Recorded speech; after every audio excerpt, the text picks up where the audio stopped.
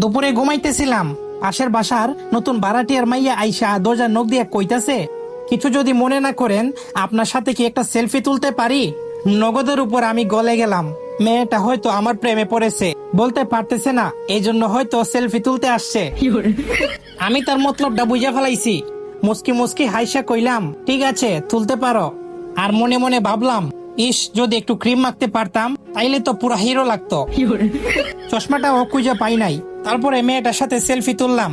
মেয়েটা সেলফি তুলে নিয়ে চলে গেল। আমিও ঘরের দরজা বন্ধ করে একটা জাকানাকা ডান্স দিয়ে মনে মনে বলতে লাগলাম, থ্যাংক গড। শেষমেশ বুঝি একটা প্রেম হইল আমার। আমি আবেগে গলে টলে ফেসবুকে ঢুইকা দেখি মেয়েটা তার আইডিতে সেলফি গুলো পোস্ট করছে। আমি লাভ রিঅ্যাক্ট দিয়া ক্যাপশন পরে তো আমি একদম বেহুশ। শালির বেডি কামটা করছে কি? ওর ক্যাপশন পড়া তো আমি একেবারে 5 দিন অজ্ঞান ছিলাম। হাসতে হলে শেষটা শুনে যাও। মেয়েটা ক্যাপশন